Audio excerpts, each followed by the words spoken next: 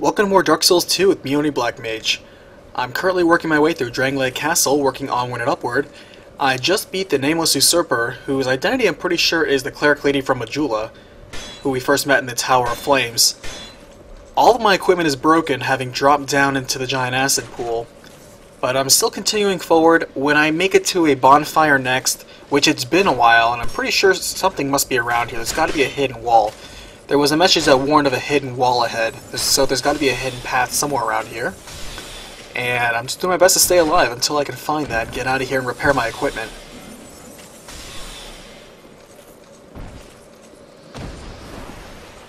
So I need to keep an eye out for any hidden messages or anything that looks unusual. Alright, well there's treasure, that's got to be something. There's got to be a safe way to drop down there somewhere.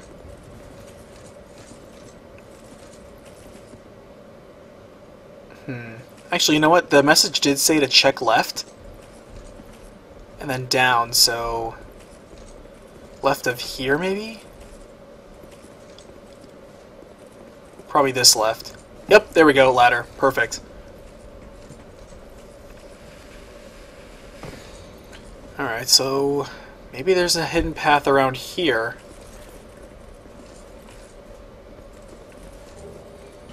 Well, let's see, can I jump that gap?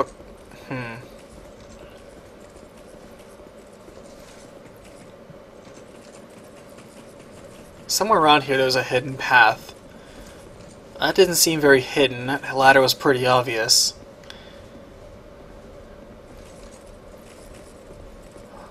Let's see...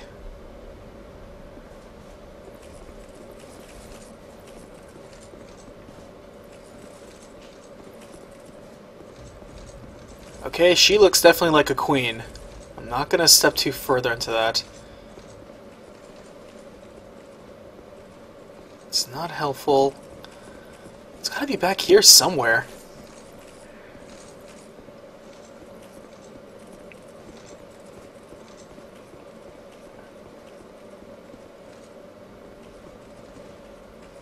You have fought admirably on your oh, she's talking to me. I am a true monarch. Carries the weight of their souls.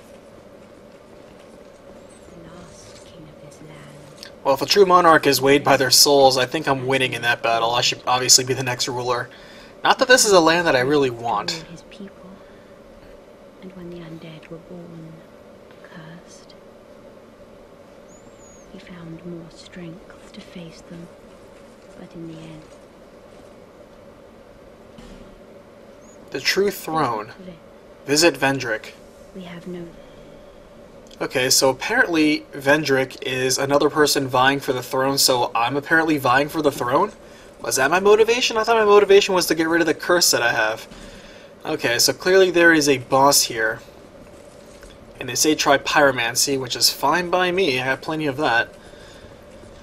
So is that the motivation? I'm trying to take over this world, this undead, by collecting all these souls? And I'm going to race against this King Vendrick? So am I going to have to battle King Vendrick for the throne? That's what it sounds like. I didn't anticipate that being an antagonist. Alright, there's got to be a hidden... they say that... sometimes the hidden messages appear and then disappear as soon as you look. So there's got to be a hidden passage somewhere around here. Oh, I didn't... good. I didn't even notice this other one down here. Oh, here's a chest.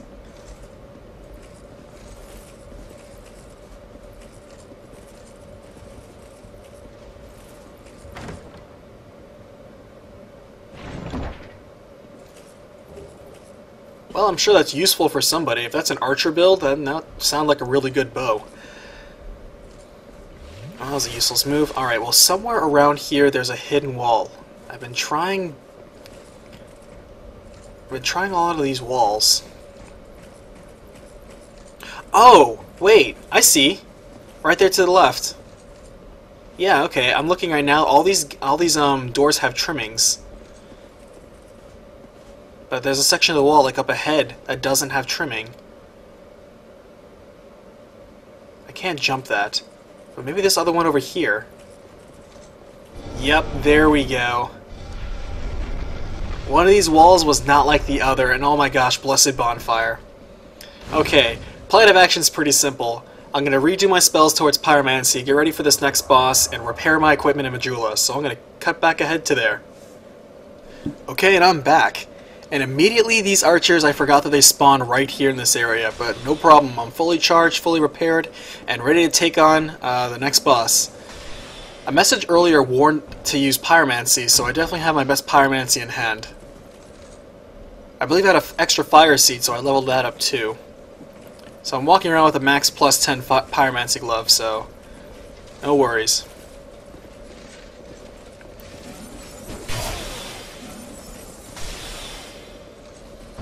Ever since the Bastille, those guys are so irritating.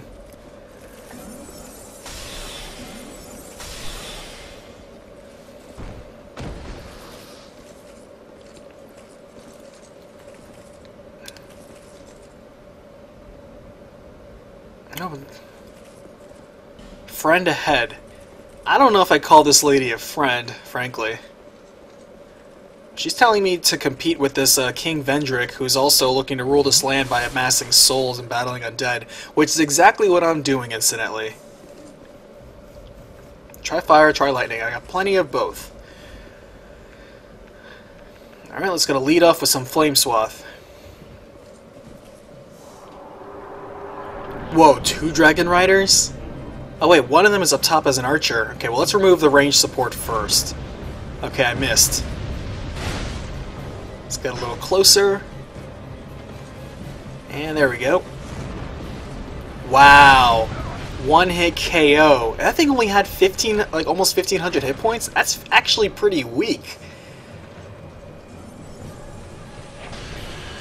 Okay, good. Yeah, they're definitely vulnerable against most magic. Okay, well I'm mostly taking my time to block these guys, just in case. But he's attacking just like the Dragonrider in the Tower of Flames. Except this time, I have plenty of room to back off. Perfect. See, that's a good Soul Vortex hit. Smashes him. Look at that.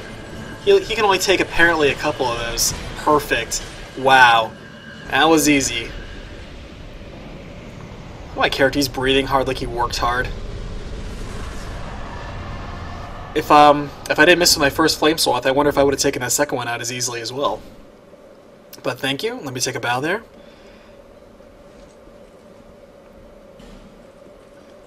Man, that was easy. So two Dragon Riders. I didn't think the first time I faced the Dragon Rider that he was weak against fire. I think on a New Game Plus, I'm gonna have to remember that. Because that first one went down, bam, just like that. And look, it's another bonfire. Alright, at least I didn't have to wait very long. Hey, what's up? It's this guy again. Oh, well met, friend. Good to see you well. Yes, very good. Talking to the guy at the Iron Keep, he claims that this guy over here, I believe that's the Moonlight Blade that he has there, and it's a pretty special sword, but I think the guy was mentioning that his sword right here isn't a real one. I don't know if that's true or not. I don't know if later he gets a real one, or if you try to kill him and take a sword early, you get like a fake copy version. No better place. This land is the right king's the land. No better. Alright, he's not saying anything new. Alright, so we have two options. We have over there up top. Might as well refresh myself. Get everything together.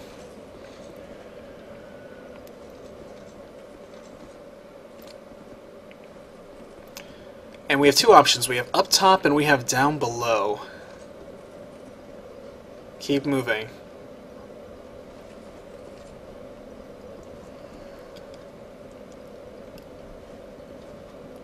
Alright, well, you know, given the choice, I think I'm just going to keep going downward and then try my way upward. Because I've been moving upward this entire time. Maybe downward will be somewhere new. Over to the right. Alright, so I have a pit, which I obviously don't want to drop down into. Actually, it looks more like an elevator. And probably calls the elevator. Key required. Yep, okay, so I need a key. That's not one of those king's doors, though, so must be something different.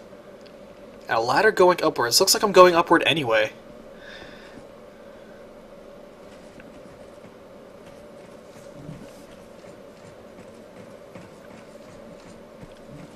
Since I have all 4 primal bonfires, and I'm probably just doing a little bit more side questing, I guess, until I get to maybe the boss of this Drangleic Castle.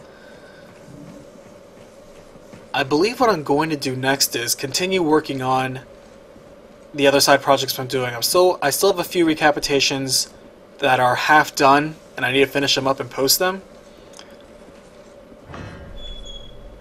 Okay, that's a giant with a flame. Sniper spot, huh? Oh, more of those guys. I bet they all spring a life. I am not going to stay here, so if I can snipe them, that would be great. I can snipe them! You know, if I didn't even think to try. Now I know, you can snipe these statues. And that's way easier than taking these guys on in melee, or at least as a mage. But yeah, as I was saying before, after this, I mostly plan on keeping up with most of the latest RPGs like usual, and maybe posting playthroughs of any that don't already have enough online. I already know there's a bajillion and one, and probably better, playthroughs of Dark Souls 2. But this was my first try and I wanted to kind of get the kinks out, and I figured doing something like this might be a good first time. I kind of know what I would do differently next time, and I kind of know how I'd pace myself. For longer games like this, I feel videos in the range of 20-30 minutes are about right, in order to show significant progress. Anything shorter, I feel, would be, I don't know, these series would take forever. I'm glad I chose to speed up a little and do like a couple of cut-aheads and cutaways and things like that. I feel that really helps. I also feel like I should maybe make them more sequential. For example, what I would do is, if I were to do this over again, I would pace this to where I go either bonfire to bonfire, or bonfire to boss if the episode is long enough. I probably should have sequenced it out too to maybe make it just it's a boss episode or something like that. But the next game I plan on playing and actually posting a walkthrough for, it won't be a let's play per se, it's going to be an actual strict walkthrough strictly for the purpose of being a guide, a gameplay guide. And that's The Witch and the Hundred Knight. So that's going to be coming out after this, and that one won't have any comments or anything. It really won't be me putzing around. That's going to be me trying to post a informative, factual guide for beating the game. After that, I plan on doing a strategy guide for Conception 2, which I think a lot, like I said before, if you've been playing, like, say, Persona 4 recently, since that's the most, other than Etrian Odyssey 4, I would say, the last, or Might and Magic 10, I want to say. Any of those roguelike dungeon crawlers, especially the procedurally generated ones, those dungeon crawlers, if you like that sort of stuff, then Conception 2 is going to be up your alley. Otherwise, I highly suggest pulling out your 3DS and playing the demo on there. Like, I think I mentioned it before, but if you play the demo, you can, any progress that you make, you save your file and it'll carry over to the main game, which is a fantastic maneuver. I'm glad more demos are doing that sort of deal. Like Bravely Default or even Ground Zeroes. I mean, the way how you slice it, Ground Zeroes really is kind of more of a demo. Granted, it's a prologue chapter, but it's still kind of a demo. Be that as it may, at least it's worth it in terms of carrying over. And if you're a fan and people find the value of it worth it, then good for it. Speaking of Bravely Default, I'm really glad that I was optimistic when I was saying at my recapitation of it that it was selling over 1 million copies, because at the time that came out, it only sold 500,000. So when I was saying it and recording that at the time, I was kind of fudging those numbers and being optimistic, saying, you know, I really hope this game does well in the United States. It's kind of over a year old, and, you know, sometimes a release like this, especially when it's just on one console, there's not much of a guarantee or anything. But nope, Bravely Default has been such a huge success in the United States. I'm very proud of it. So much so that I recently heard that Square Enix actually was impressed by the sales in the United States and is actually reconsidering their approach. You see, if you haven't been watching Square Enix over recent years, you probably noticed that the game seems, or the company seems to be focusing more in terms of their first-party lineups. I'm not talking about their Eidos Montreal studio, you know, just take care of like the Hitmans and the Deus Exes and Tomb Raiders and all that stuff. They leave those guys pretty much alone. I'm talking about their actual first-party software, like Bravely Default and Final Fantasy and other titles. Dragon Quest would be a nice one. They have been focusing tremendously on visual appeal, working on new engines, working on graphics, working on visual appeal, and appealing to a mass audience, things like that. That's why they've been moving more towards action RPG, which granted I still think is a good maneuver. I actually really like their action RPG shift with the with both Kingdom Hearts as well as the recent Final Fantasy 13 trilogy. I like how it's been moving more towards real-time strategy as well as real-time action. The last one, Lightning Returns, I really enjoyed that actually. Although I understand the majority of people seemingly do not. Because even though the first game sold 7 million, which is a lot, the second one sold maybe I think like 3 or 4, maybe 5, and Lightning Returns I think sold like maybe 2 million or something like that. So it's been decreasing. I think people maybe were tired, or they still have bad impressions of 13, which I think were, again, expectations versus realizations. I thought 13 was fine personally. I didn't have these weird expectations for it, but it seems a lot of people did, and they were dismayed by it. But that's their problem. I enjoyed it. I had fun. I did everything you could in that game. I basically did 100%, and I no regrets.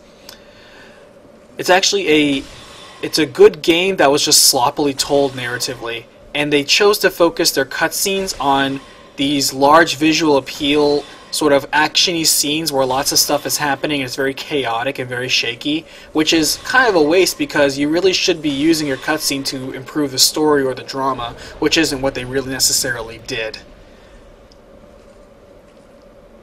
So they were focusing more on the graphics and the HD of it, which kind of backfired, honestly.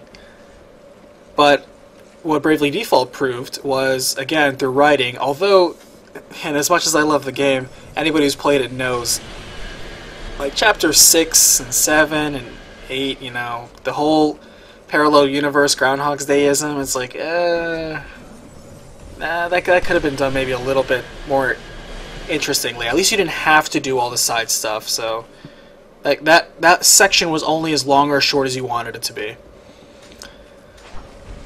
And let's see. What it proved, what Square Enix now is looking at is, hey, you know what, if we just kind of keep things focused and go back to what we used to be doing, which is build these dramatic stories and interesting characters and engaging plot lines, with, granted, our good graphics, which always help, but focusing more on the actual quality of gameplay and the quality of the story and how it's told, over just having visual appeal and appealing to everybody, you know? Especially with their terrible MOBA, and not MOBA, but their terrible mobile entries. Because when they said that, oh, they're redoing Final Fantasy VI, I wanted a 3D reimagining. I wanted that. I wanted that so much. Never got it. I was very disappointed. And I understand people's arguments, oh, well, you'd have to build a game from scratch. They did that for Kingdom Hearts 1.5. For Kingdom Hearts 1.5, that game was built from scratch. Because for some bizarre reason, the story goes, the original Kingdom Hearts, none of the original assets were preserved. They lost just about everything. That game had to be made from scratch. So if they can make the first Kingdom Hearts completely from scratch, you can do something with Final Fantasy VI. So I'm still holding out for that. I know some people are like, oh, what about Final Fantasy? I don't care about a remake of Final Fantasy VII. I didn't care about it when it first came out. I don't care about it when they re-released it. I wouldn't care about it if it came out. Personally, I don't consider it the highlight of the series. Never did, not when it came out, still don't. However, I do not dismiss its impact on the series, and that's a discussion for another time. It 100% served a social value to the world of RPGs and genre that far exceeded its actual intrinsic value as a good game. That is to say, its legacy is more impressive than the game itself. That much I 100% agree with. It's kind of like somebody doing something revolutionary, despite the fact that the person himself isn't very impressive. But anyway, back to Bravely Default. One, Bravely Default success, which is edging it ever closer to the 1 million mark, which is great. My faith in it seemed to be well placed. That way I don't seem like a liar. Is the fact that it seems like we are going to be likely to get Bravely Second once they finish it up. And I'm pretty sure they are. I think that's like a 2014 release in Japan, so which means we should be seeing it in the United States pretty soon. So we're going to be seeing that, which is awesome. And they're going to be focusing apparently a little bit more in the right areas. The areas where back in the 90s, for a while, it seemed Square Enix was kind of king of the mountain when it came to console RPGs. For a while, they had nothing but an all-star record of releases. But until that point, it's been a while since they've had a bestseller. Even they have to admit, it's been a while since they've had a bestseller. Their last bestseller was probably Final Fantasy XIII, actually. The first one. Even though the PR for it didn't turn out so well. And it's been a few years since then. So, gearing up for New Gen, I'm excited to see that they're focusing a lot more on what works, what has actually worked, and not being so afraid of missing out on their core gameplay. Trying to appeal to everybody, trying to please everyone, and then, of course, pleasing no one in the act of attempting such. So, good news for them. They're trying to clean up their act and focus and get their head in the game again. Good for them. Now, there are a lot of RPGs that have died in the wayside. I'm not talking about Square Enix titles either. I'm talking about RPGs in general. Lots of RPGs that I think should be getting an HD re-release. One of the things I find advantageous about the HD re-releases is the fact that it allows younger players the opportunity to play some of the classics that really should be preserved and really should be